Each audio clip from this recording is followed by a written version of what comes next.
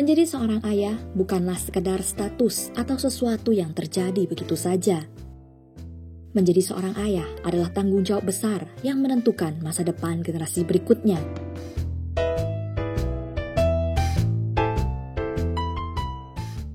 Dalam Good News episode kali ini, kita kedatangan narasumber yang tidak asing lagi. Seorang sahabat yang akan berbagi mengenai apa yang perlu diperhatikan agar kita dapat menjadi seorang ayah yang sesuai dengan firman Tuhan ajarkan. Ada fakta-fakta menarik mengenai bagaimana seorang ayah memiliki peran yang sangat besar dalam membentuk karakter anak. Juga kesaksian serta penjelasan firman Tuhan yang akan membuka mata Anda lebar-lebar. Jangan beranjak kemana-mana. Saksikan perbincangan selengkapnya hanya di Good News Program.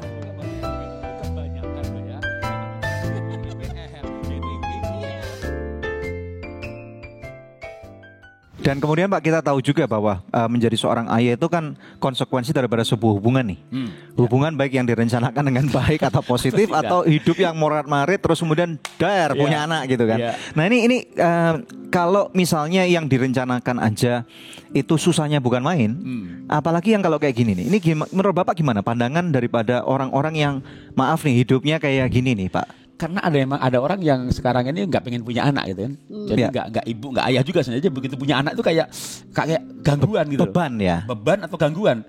Jadi misalnya dia obsesinya hanya suami istri aja, pengen saling mencintai, begitu lahir si unyil tuyul.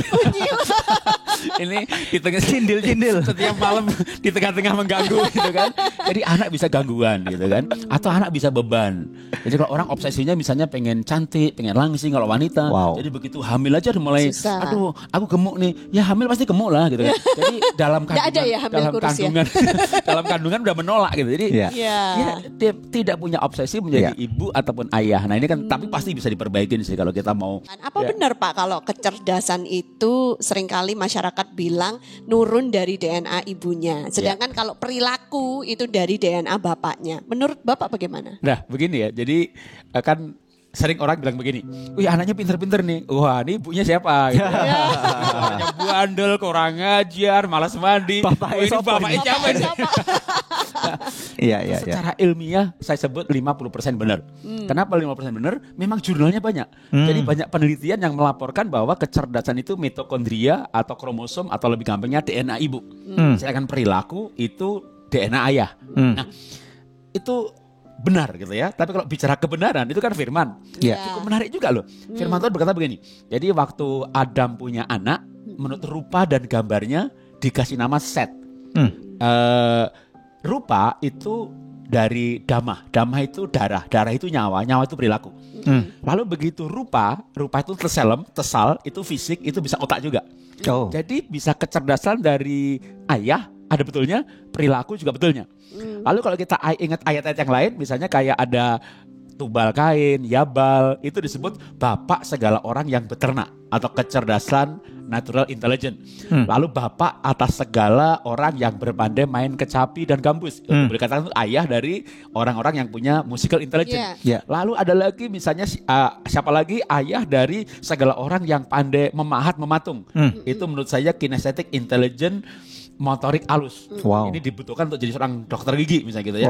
Tapi saya cukup menarik tadi misalnya soal cerdas itu ibu gitu ya, perilaku tuh ayah, kan ada benernya juga nih. Betul. Makanya kalau saya menyarankan bagi yang belum menikah nih ya, jadi kalau yang belum menikah, cari istri yang pinter, gitu Pak ya. Cari laki-laki yang baik gitu, jadi nanti hebat. Tapi kalau istrinya cantik tapi bodoh, lalu laki-lakinya kaya tapi jahat, bad combination ya. Nah Pak Jarot, tentunya nggak bisa dipungkirin di dunia ini ada contoh-contoh ayah yang baik.